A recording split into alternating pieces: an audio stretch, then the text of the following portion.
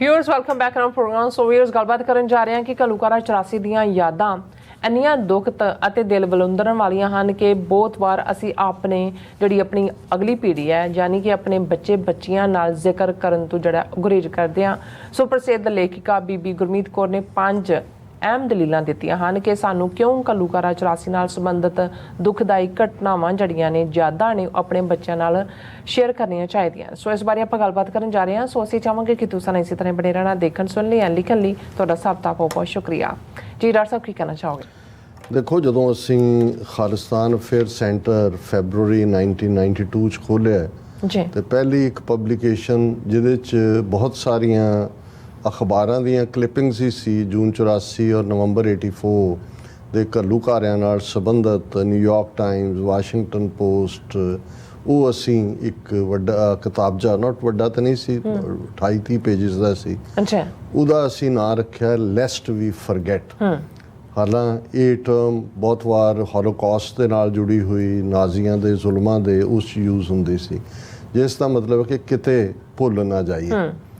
ਔਰ ਜ਼ਾਹਰ ਹੈ ਕਿ ਇਸ ਸਾਰੇ ਪੀਰੀਅਡ 'ਚ ਜਦੋਂ ਅਸੀਂ ਘੱਲੂਘਾਰਾ 84, ਨਵੰਬਰ 84 ਜਾਂ ਆਪਣੇ ਸੰਘਰਸ਼ ਦੀਆਂ ਬਾਤਾਂ ਕਰਦੇ ਹਾਂ ਤੇ ਇਹ ਵਾਰ-ਵਾਰ ਕਿਹਾ ਜਾਂਦਾ ਹੈ ਕਿ ਅਸੀਂ ਇਹ ਭੁੱਲਣਾ ਨਹੀਂ ਹੈ, ਅਸੀਂ ਇਹ ਭੁੱਲਣਾ ਨਹੀਂ ਹੈ।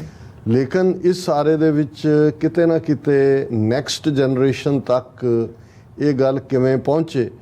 ਹੁਣ ਜਦੋਂ ਵੀ ਤੁਸੀਂ ਆਪਣੇ ਬੱਚੇ ਬੱਚੀਆਂ ਨੂੰ ਪਾਲਦੇ ਹੋ, ਤੁਹਾਨੂੰ ਇਹ ਹੁੰਦਾ ਵੀ ਇਹ ਬੜੇ ਨਾਜ਼ੁਕ ਮਨ ਵਾਲੇ ਨੇ।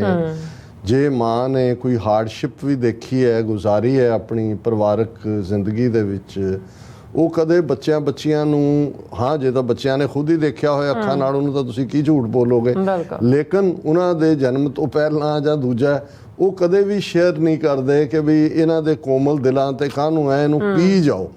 ਅੱਛਾ, ਇਹ ਵਰਤਾਰਾ ਈਵਨ ਘੱਲੂਘਾਰਿਆਂ ਨਾਲ ਸੰਬੰਧਿਤ ਜਾਂ ਸਿੱਖ ਕੌਮ ਦੇ ਇਤਿਹਾਸ, ਔਰ ਮੈਨੂੰ ਯਾਦ ਹੈ ਕਿ ਜਦੋਂ ਅਸੀਂ 1996 ਦੇ ਵਿੱਚ ਕੁਲਦੀਪ ਨਈਅਰ ਨੂੰ ਚੈਲੰਜ ਕਰਨ ਵਾਲੀ ਜਿਹੜੀ ਲਾਈਨ ਆਈ ਔਰ ਉਹ ਆਡੀਓ ਕੈਸਟ ਬੜੀ ਵਾਇਰਲ ਹੋਈ, ਉਦੋਂ ਅਜੇ ਵੀਡੀਓ ਔਰ ਦੂਜਿਆਂ ਦਾ ਤਾਂ ਨਹੀਂ ਸੀ, ਤੇ ਪੰਜਾਬ 'ਚ 2-3 ਪ੍ਰੋਮੀਨੈਂਟ ਖਾਲਿਸਤਾਨੀ ਜਿਹਨਾਂ ਦੀ ਪਿਛੋਕੜ ਸੀ, ਕੁਰਬਾਨੀ ਵੀ ਸੀ, ਉਹਨਾਂ ਦੀ ਇੱਕ ਬੱਚੀ, 2-3 ਘਟਨਾਵਾਂ ਹੋਈਆਂ ਪਰ ਮੈਨੂੰ ਇੱਕ ਡਾਕਟਰ ਦਾ ਯਾਦ ਹੈ, ਜਦੋਂ ਉਹਨੇ ਕੈਸਟ ਉਹਦੇ ਤੱਕ ਪਹੁੰਚੀ, ਉਹਨੇ ਜਿਹਨੇ ਪਹੁੰਚਾਈ ਉਹਨੂੰ ਕਰਕੇ ਕਿਹਾ ਕਿ ਮੇਰੇ ਪਾਪਾ ਨੇ ਤਾਂ ਮੈਨੂੰ ਕਦੇ ਗੱਲਾਂ ਦੱਸੀਆਂ ਹੀ ਨਹੀਂ ਵੀ ਇਵੇਂ ਹੋਇਆ, ਇਹ ਹੋਇਆ। ਇਹ ਨਹੀਂ ਹੈ ਕਿ ਬਹੁਤ ਵਾਰ 2-3 ਰੀਜ਼ਨ ਹੁੰਦੇ ਨੇ। ਇੱਕ ਤਾਂ ਜ਼ਾਹਰ ਹੈ ਕਿ ਵੀ ਤੁਸੀਂ ਦੁਖਦ ਉਸ ਐਕਸਪੀਰੀਅੰਸ ਨੂੰ ਜਿਹਨੂੰ ਤੁਸੀਂ ਹੰਡਾਇਆ ਹੁੰਦਾ, ਤੁਸੀਂ ਅੱਗੋਂ ਨਹੀਂ ਹੰਡਾਉਣਾ ਚਾਹੁੰਦੇ। ਦੂਸਰਾ ਕਿਤੇ ਨਾ ਕਿਤੇ ਖੌਫ ਹੁੰਦਾ, ਜਿਹਨੇ ਵੀ ਆਵਾਜ਼ ਚੁੱਕੀ ਹੁੰਦੀ ਉਹ ਰੁਲਿਆ ਤਾਂ ਹੁੰਦਾ ਹੀ ਹੈ, ਕਿਤੇ ਅਹੁਦਾ ਗਵਾਇਆ ਹੁੰਦਾ ਹੈ, ਕਿਤੇ ਫਿਜ਼ੀਕਲ ਟਾਰਚਰ ਹੁੰਦਾ ਹੈ, ਕਿਤੇ ਕੋਈ ਹੋਰ ਹੁੰਦਾ ਹੈ, ਤੇ ਇਹ ਵੀ ਡਰ ਹੁੰਦਾ ਵੀ ਨਿਆਣੇ ਵੀ ਨਾ ਉਧਰ ਤੁਰ ਪੈਣ, ਹਾਂਜੀ ਵੀ ਇਹਨਾਂ ਨੂੰ ਸੰਭਾਲ ਕੇ ਰੱਖੋ, ਅਸੀਂ ਤਾਂ ਚਲੋ ਜੋ ਹੋਇਆ ਸਭ ਸਹਿ ਲਿਆ। ਲੇਕਿਨ ਮੈਂ ਸਮਝਦਾ ਵੀ ਅੱਜ ਜਿਹੜੀ ਗੱਲ, ਔਰ ਮੈਂ ਪ੍ਰੈਸ ਰਿਲੀਜ਼ ਭੈਣ ਜੀ ਗੁਰਮੀਤ ਕੌਰ ਜਿਹੜੇ ਬਹੁਤ ਵੱਡੇ ਪੰਜਾਬੀ ਦੀ ਲੇਖਿਕਾ ਨੇ, ਇਹ ਨਹੀਂ ਵੀ ਉਹਨਾਂ ਨੇ ਕੋਈ ਕਹਾਣੀਆਂ ਲਿਖੀਆਂ ਜਾਂ ਇੱਕ ਤਾਂ ਜਿਵੇਂ ਉਹਨਾਂ ਨੇ ਬੱਚੇ ਬੱਚੀਆਂ ਦੀਆਂ ਫੋਕਲੋਰਸ, ਪੰਜਾਬ ਦੀ ਰਿਚ ਸਾਡੀ ਟ੍ਰੈਡੀਸ਼ਨ, ਉਸ ਨਾਲ ਜੁੜੀਆਂ ਹੋਈਆਂ ਫੋਕ ਟੇਲਸ ਔਰ ਬੱਚਿਆਂ ਤੱਕ ਕਿਵੇਂ ਪਹੁੰਚਾਉਣੀਆਂ, ਬੱਚਿਆਂ ਦੀਆਂ ਕਿਤਾਬਾਂ। ਔਰ ਪਿਛਲੇ ਪੀਰੀਅਡ 'ਚ ਉਹਨਾਂ ਨੇ ਜਿਵੇਂ ਸਰ ਜਸਵੰਤ ਸਿੰਘ ਖਾਲੜਾ, ਉਹਨਾਂ ਨੂੰ ਇੱਕ ਨਾਇਕ ਵਜੋਂ, ਔਰ ਪੂਰਾ ਇੱਕ ਉਹਨਾਂ ਦੀ ਜੀਵਨ ਜਿਹੜੀ ਅੰਗਰੇਜ਼ੀ 'ਚ ਵੀ ਕਿਤਾਬ, ਪੰਜਾਬੀ 'ਚ ਵੀ, ਔਰ ਉਹਨੇ ਆਪਣੀ ਹੋਰ ਵੀ ਉਹਨਾਂ ਦੇ ਬਹੁਤ ਸਾਰੇ ਕੰਮ ਨੇ, ਅਕਸਰ TV 84 ਤੇ ਵੀ ਜਿਹੜਾ ਉਹਨਾਂ ਦੇ ਇੰਟਰਵਿਊ ਰਹੇ ਨੇ। ਔਰ ਉਹਨਾਂ ਦਾ ਹੀ ਬੇਟਾ ਅੰਗਦ ਸਿੰਘ, ਜਿਸ ਨੂੰ ਦਿੱਲੀ ਏਅਰਪੋਰਟ ਤੋਂ ਵਾਪਸ ਮੋੜ ਦਿੱਤਾ ਗਿਆ ਸੀ ਕਿਉਂਕਿ ਕਿਸਾਨ ਮੂਵਮੈਂਟ ਵੇਲੇ, ਔਰ ਉਹ ਵੀ ਪ੍ਰੋਮੀਨੈਂਟ ਜਰਨਲਿਸਟ ਹੈ, ਕੋਲੰਬੀਆ ਯੂਨੀਵਰਸਿਟੀ 'ਚ ਉਹਨੇ ਜਰਨਲਿਜ਼ਮ 'ਚ ਮਾਸਟਰਸ ਕੀਤੀ ਹੋਈ ਹੈ।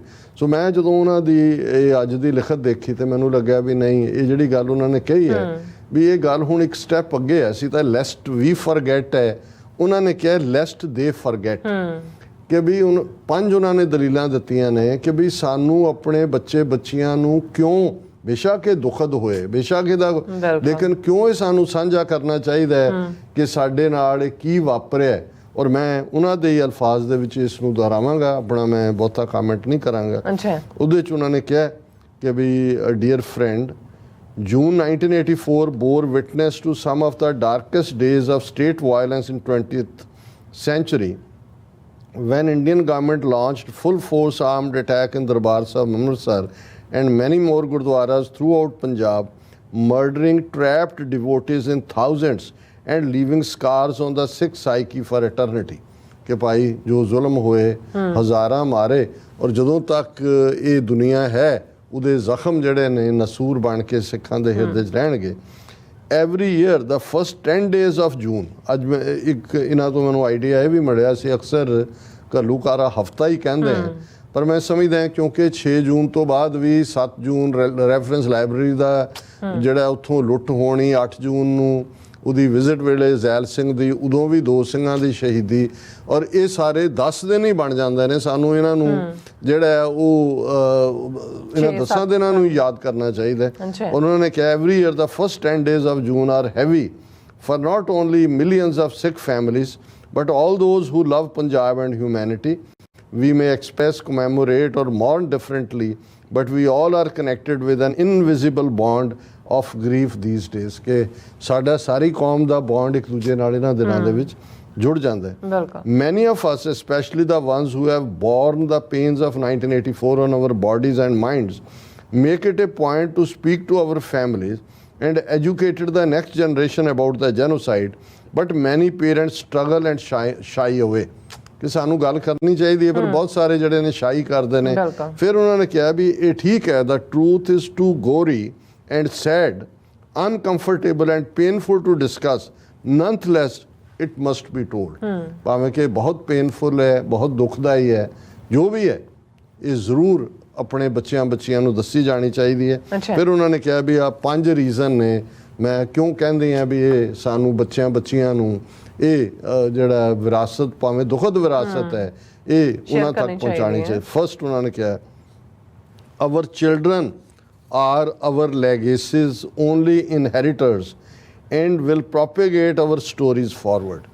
ਜਦੋਂ ਅਸੀਂ ਪੁੱਤਰ ਨਿਸ਼ਾਨ ਕਹਿੰਦੇ ਹਾਂ, 6ਵੇਂ ਪਾਤਸ਼ਾਹ ਦੇ ਲਫ਼ਜ਼ ਪੁੱਤਰ ਪੁੱਤਰੀਆਂ ਔਲਾਦ, ਸੋ ਸਾਡੇ ਵਾਰਸ ਤਾਂ ਇਹੀ ਨੇ, ਘਰਾਂ ਦੇ ਜਾਇਦਾਦਾਂ ਤਾਂ ਉਹਨਾਂ ਨੂੰ ਹੀ ਅਸੀਂ ਦੇਖ ਕੇ ਜਾਂਦੇ, ਤੇ ਇਹ ਜਿਹੜੇ ਅਸਲ ਹੈ ਇਤਿਹਾਸ ਦਾ ਵਿਰਸਾ ਹੈ, ਅਸੀਂ ਉਹਨਾਂ ਨੂੰ ਕਿਉਂ ਨਹੀਂ ਦਿੰਦੇ?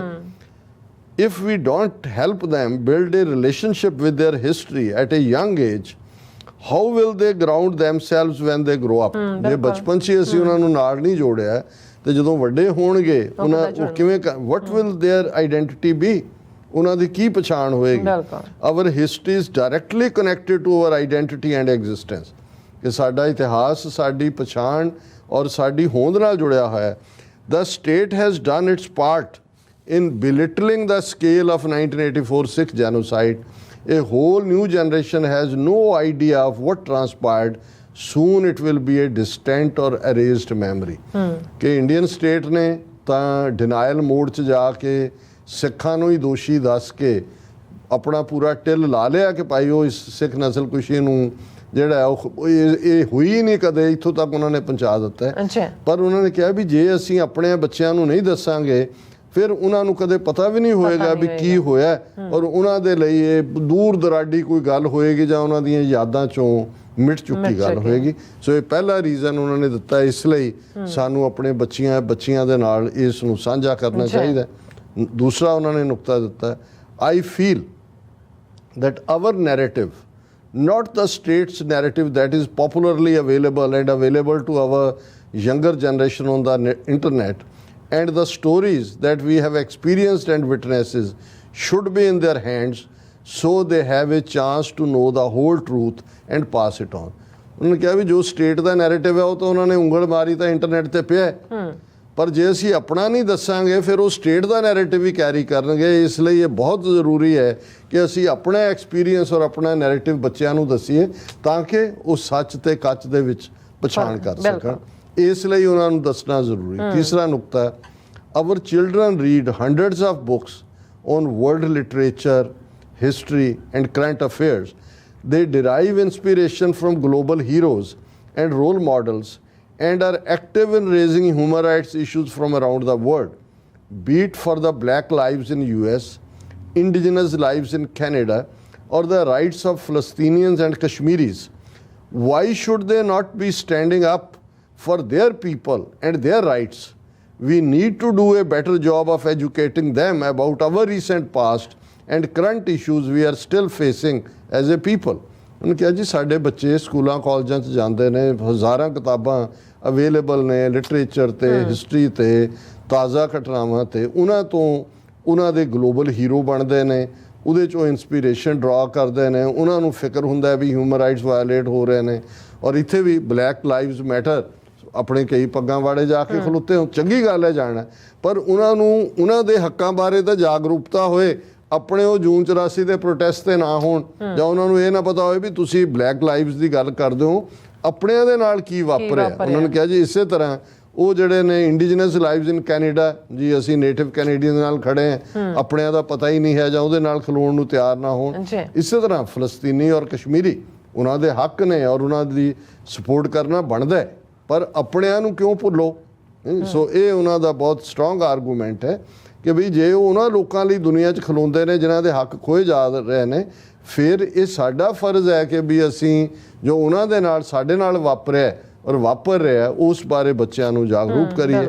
ਚੌਥਾ ਨੁਕਤਾ ਉਹਨਾਂ ਨੇ ਕਿਹਾ, I wholeheartedly identify with this native American saying which is a guiding force behind my mission, ਕਿ ਇਹ ਜਿਹੜੀ ਨੇਟਿਵ ਅਮਰੀਕਨਸ ਦਾ ਇੱਕ ਅਖਾਣ ਹੈ ਔਰ ਭੈਣ ਜੀ ਗੁਰਮੀਤ ਕੌਰ ਨੇ ਕਿਹਾ ਵੀ ਮੈਨੂੰ ਵੀ ਇਸ 'ਚੋਂ ਪ੍ਰੇਰਨਾ ਮਿਲਦੀ ਹੈ, ਔਰ ਉਹ ਹੈ you don't know where you are going until you know where you are coming from. ਬਿਲਕੁਲ, ਵੀ ਤੁਹਾਨੂੰ ਕਦੇ ਸਮਝ ਨਹੀਂ ਆਏਗੀ ਕਿ ਤੁਸੀਂ ਕਿੱਧਰ ਨੂੰ ਜਾ ਰਹੇ, ਜੇ ਤੁਹਾਨੂੰ ਇਹ ਪਤਾ ਨਾ ਹੋਏ ਵੀ ਤੁਸੀਂ ਆਏ ਕਿੱਥੋਂ। ਇਹ ਹੈ ਜਿਹੜੀ ਇੱਕ ਗੱਲ ਜਿਹਨੂੰ ਵਿਜ਼ਡਮ ਆਫ ਦਾ ਏਜਸ ਹੈ, you don't know where you are going until you know where you are coming from. If we want our next generation to carve the 21st century properly, they should at least know the history of 20th century.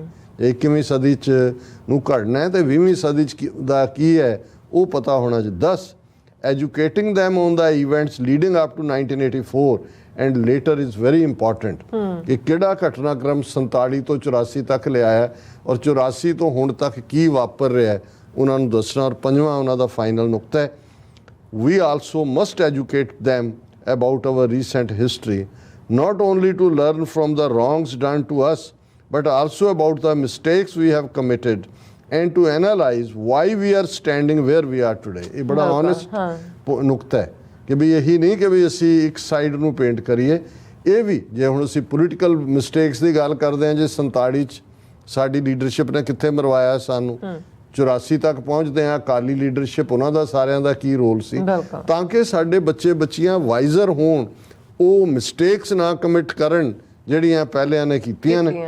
ਔਰ ਫਿਰ we can not expect new results from repeating the same actions to solve a problem over and over again, ਕਿ ਬਾਰ-ਬਾਰ ਜੇ ਤੁਸੀਂ ਉਹੀ ਗਲਤੀਆਂ ਕਰੋਗੇ ਤੇ ਇਨਪੁਟ ਤੁਹਾਡੀ ਉਹੀ ਕਿਸਮ ਦੀ ਹੋਏਗੀ ਤਾਂ ਨਤੀਜਾ ਉਹੀ ਹੋਏਗਾ ਜੋ 39 ਸਾਲ ਪਹਿਲਾਂ ਸੀ, ਨਤੀਜਾ ਉਹੀ ਹੋਏਗਾ ਜੋ 75 ਸਾਲ ਪਹਿਲਾਂ ਸੀ, ਜਾਂ ਨਤੀਜਾ ਉਹੀ ਹੋਏਗਾ ਜਿਹੜਾ 1849 'ਚ ਸੀ। ਜੇ ਅਸੀਂ ਆਪਣੇ ਡੋਗਰੇ ਮਿਸਰ, ਆਪਣੇ ਬਾਦਲ ਤਲਵੰਡੀ ਟੌੜੇ, ਭਗਵੰਤ ਮਾਨ, ਅਮਰਿੰਦਰ ਇਹ ਸਾਰੇ ਨਹੀਂ ਪਛਾਣਾਂਗੇ ਤੇ ਫਿਰ ਉਹੀ ਕੁਝ ਹੋਏਗਾ ਜੋ ਪਹਿਲਾਂ ਹੋਇਆ। ਸੋ ਅੱਗੇ ਉਹਨਾਂ ਨੇ ਆਪਣੇ ਮਿਸ਼ਨ ਦੀ ਔਰ ਆਪਣੇ ਕੰਮ ਦੀ ਗੱਲ ਕੀਤੀ ਹੈ, ਪਰ ਮੈਨੂੰ ਇਹ ਲੱਗਿਆ ਕਿ ਵੀ ਇਹ 5 ਨੁਕਤੇ ਬੜੇ ਅਹਿਮ ਨੇ ਕਿ ਭਾਈ ਅਸੀਂ ਆਪਣੇ ਬੱਚੇ ਬੱਚੀਆਂ ਨੂੰ ਜਿਹੜਾ ਉਹ ਜ਼ਰੂਰ ਜਾਗਰੂਕ ਕਰੀਏ, ਦੱਸੀਏ ਕਿ ਅਸੀਂ ਕੀ ਸੀ, ਅੱਜ ਅਸੀਂ ਕੀ ਹੋ ਗਏ।